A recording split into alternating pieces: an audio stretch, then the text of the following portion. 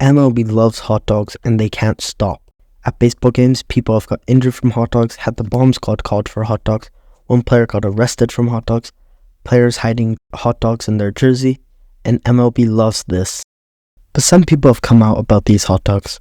A report has found that in hot dogs, they found a tip of a razor blade, a piece of rubber band, and bones.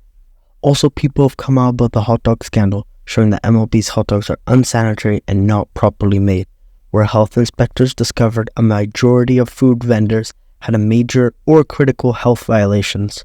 But MLB does not care, as hot dogs make them $100 million per year.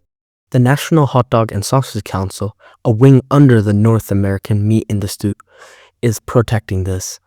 They promote the hot dog and sausage industry, keeping them alive when it's constantly being attacked, creating hot dog propaganda and doing whatever to protect the image of hot dogs, trying to protect their money. Like in 2021, creating a statistic to show MLB teams that sell the most hot dogs win the most games. Also creating a March Madness style competition to see who had the best hot dog in America.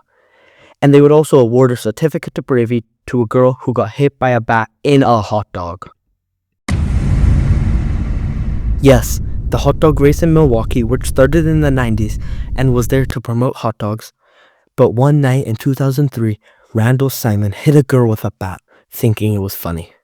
Later that night, it was all over the news, and big breaking news in the US. Then later on, Randall Simon was arrested and booked for misdemeanor battery. In Texas, they sell a 2-foot-long hot dog, but in Arizona, they sell a 3-foot-long hot dog. In New York, a fan made a straw out of a hot dog for his beer. Baseball loves hot dogs so much that stadiums have $1 dog nights, and it has been a disaster. For 27 years, the Phillies have been doing dollar dog nights to try to boost ticket sales on otherwise dreary night games, but this sometimes has gotten out of control.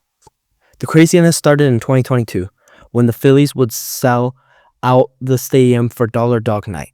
The concourses would be full, with lines wrapping on the whole stadium for an estimated line of 30 minutes. Even the mascot gets involved.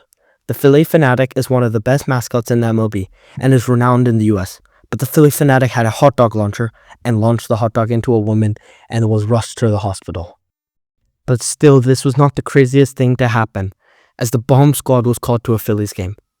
In Philadelphia, there were reports of a suspicious package, and the stadium was partially evacuated because of that.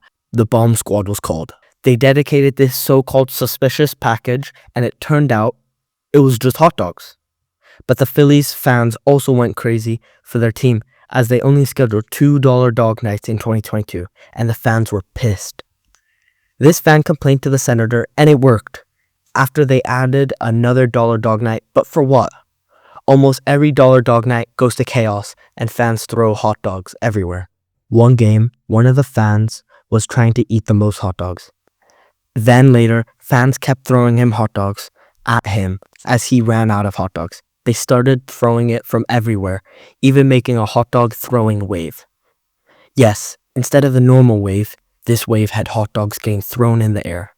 But Dollar Dog Night saved this man. He went to a Dollar Dog Night in Philly and was trying to break his record of 8 hot dogs. Later that day, he had stomach pain that lasted for more than a week.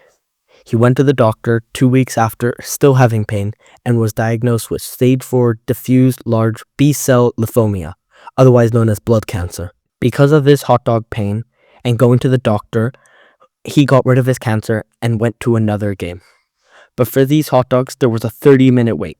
The first game sold out and sold 74,000 hot dogs, and hundreds of them were thrown around. The second game sold out and sold 80,000 hot dogs, and once again they started throwing them around at the end of the game.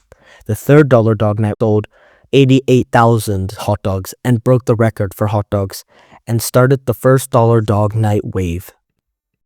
But how sanitary is all of this? Making thousands of hot dogs is a lot for food vendors, especially as they had major or critical health violations. In Kansas City during Dollar Dog Night, they sold 63,000 hot dogs, but some of them were very bad. Food parks have always been bad.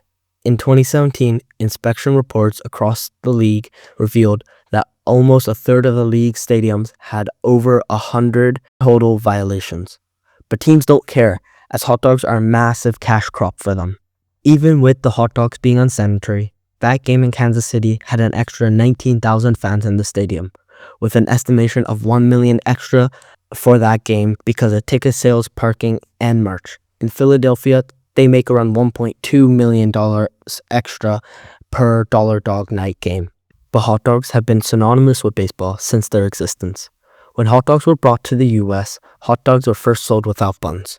When in St. Louis, a butcher named Anton Furwanger, who kept loaning white gloves to his patrons to help them hold a piping hot sausage, when selling until these gloves were never returned. The first report of a bun was at the Polo Grounds in 1901, where buns were first used, and it was a hit. People loved the food because they could eat it with their hand at their seat. Hot dogs also became synonymous with baseball because of Babe Ruth. Babe Ruth loved hot dogs. One game, he ate 12 hot dogs in between the doubleheader and suffered from a severe case of indigestion and was rushed to the hospital. Reports were spread in London, Belfast, Scotland, and elsewhere that Babe Ruth had died from these hot dogs.